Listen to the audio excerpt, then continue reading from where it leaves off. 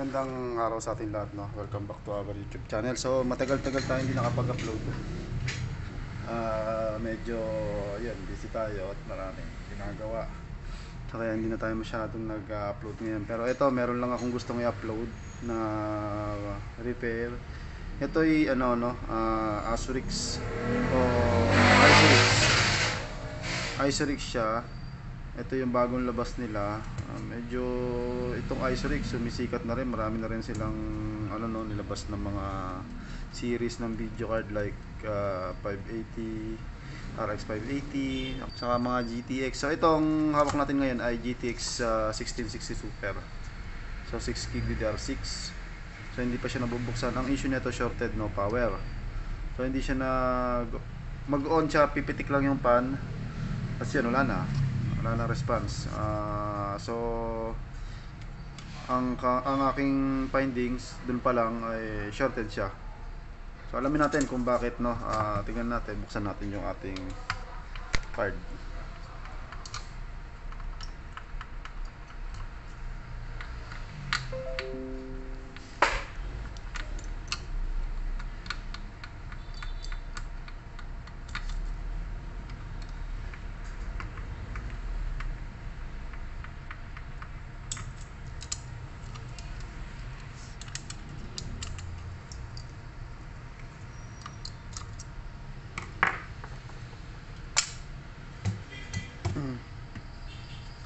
So far, wala. First time kong mag-repair ng ganitong brand na 1660 Super. So wala pa akong na-repair na ganitong brand. So first time to.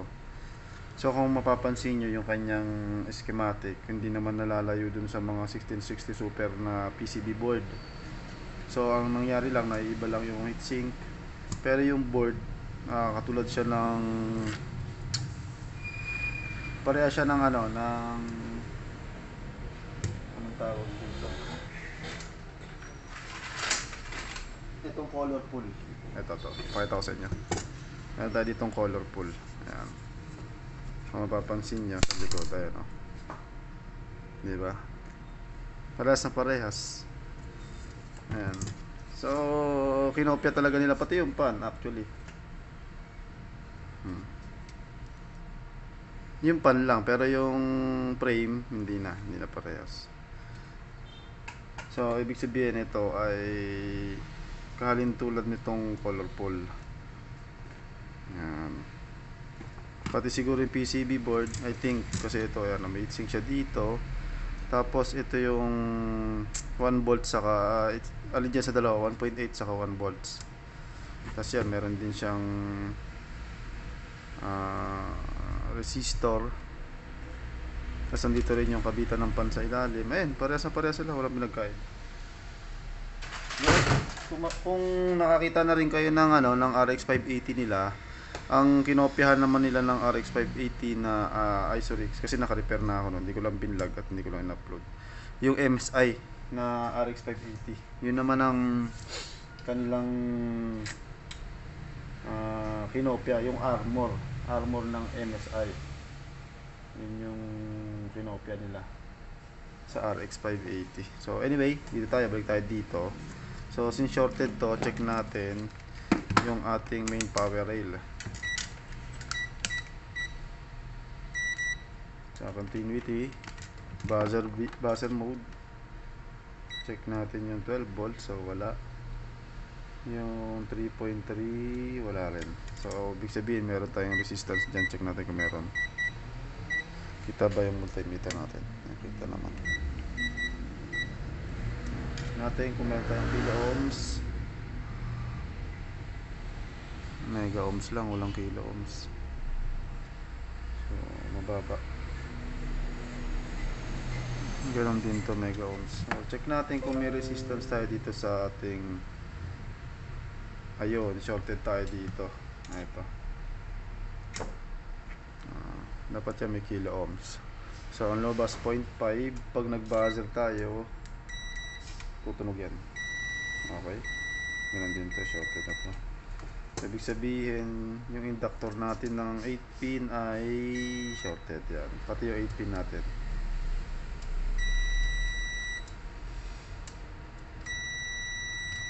Ayan. So, shorted tayo. Isa lang ang pwedeng maging cause niyan. It's either yung BRM natin. BRM. Putuyo na rin yung thermal piece. Oh.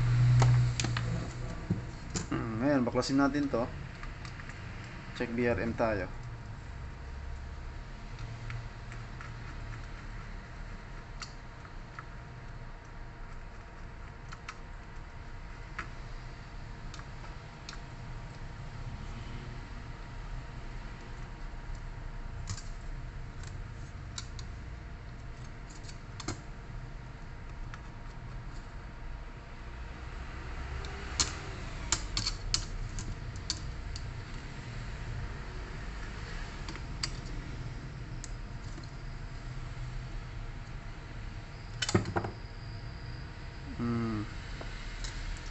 Parang dun lang nagkatalo sa BRM. Iba naman ang BRM na ito. MOSFET siya. Hindi siya yung driver MOSFET na tulad ng F35. Yung dual MOSFET na siya, ganun. Tapos may driver na rin kasama. Ito nakaiwala yung driver ito. So ang driver niya ay isa lang. Check natin kung meron tayong shorted na MOSFET. Okay.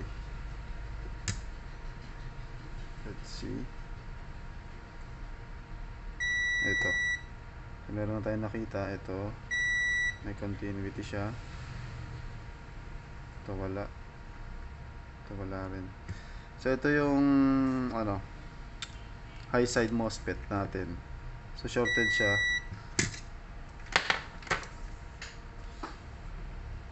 Try nating bunutin muna yan Sin-shorted na yan. Ito. Kasi dapat may kilo ohms yan. Bunutin natin.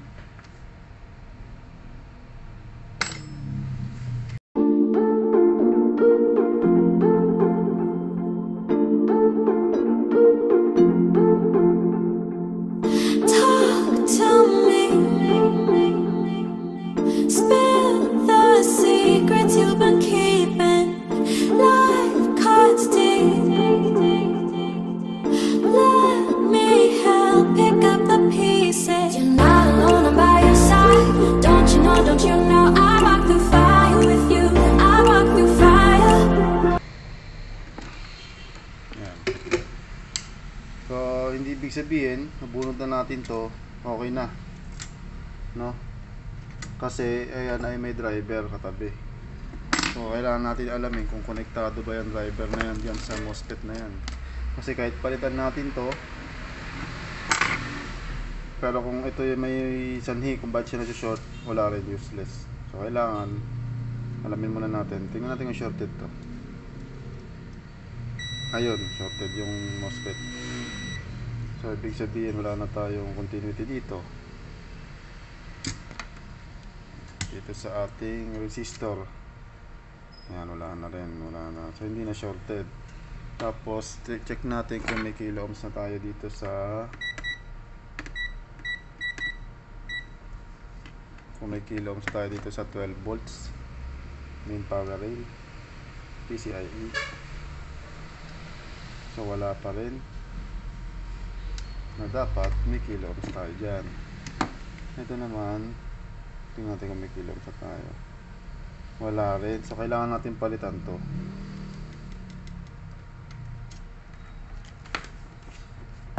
No matter what, I'll make it right. Don't you know I walk through fire with you. I walk through fire. I'm not an angel, I'm not a saint. I've been a closed book full of mistakes. But when you're broken, when you're in pain, I walk through fire.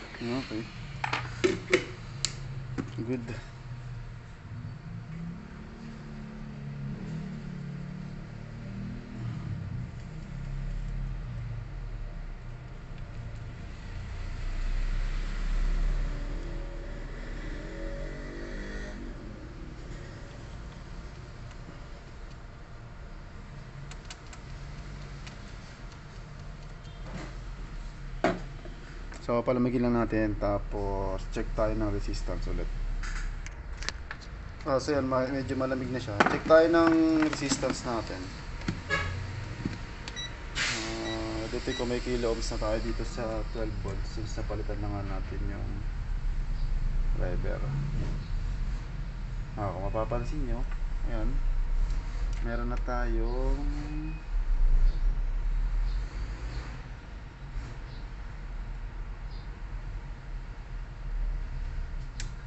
kanina nag kilo ohms, ba't ngayon hindi? Mega ohms pa rin siya, hindi ko sure kung bakit, pero nag kilo ohms siya kanina. Ito naman sa ano, mega ohms lang din. Anyway, try nating i-boot.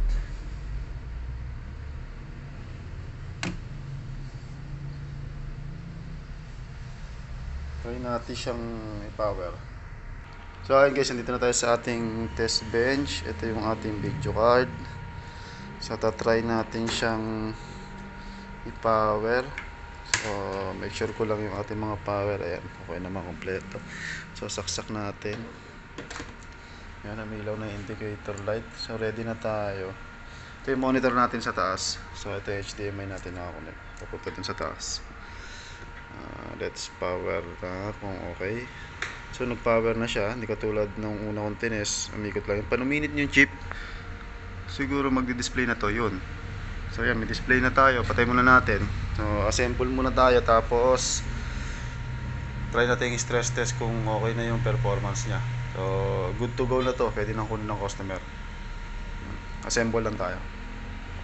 So ayun guys, ito na yung ating video card. Kung mapapansin nyo, umikot na yung pan niya. At ito, may display na tayo. Ayan. May drivers na rin siya. Ayan, may drivers siya. Check natin sa ano, sa GPU-Z yung kanyang ano, specs. So ayan, 1660 Super nakalagay, 6GB DDR5, DDR6 ay mix. So ayan, 1750 yung kanyang memory, tapos 1530 yung ano niya, GPU clock. So sa sensor natin, okay naman yung temperature, 31 ideal. So yung pad niya, yun lang, may RPM lang talaga. Hindi siya yung automatic na hinto. Tapos pag nag-init ay mag-on yung pan o sensor. So yan, naka ano pa rin siya, meron pa rin siyang RPM kahit pa paano. Try nating stress test dito sa Subnautica. Open natin. Tignan natin kung ilang temperature yung marireach niya. So yan, kung mapapansin nyo, tumaas na yung temperature niya, mabutan ng 42. So yung pan normal pa rin. So I think goods na to. Ayan, okay naman na siya kasi stable lang sa 40 something yung kanyang temperature. So 30% pa lang yung fan speed niya. Tapos normal pa rin yung RPM, memory use, okay naman. So ayan, monitor ko lang din to. Siguro mga 10 to 20 minutes pwede na itong i-release basta may stress test. Ayan, maraming salamat sa patuloy na sumusubaybay at sumusuporta sa ating YouTube channel. Pasensya na po tayo at hindi po tayo nakakapag-upload. Ngayon, magsisimula na ulit tayo mag-upload. Tuloy-tuloy na po ito. So ayan, hanggang sa muling video, maraming salamat po.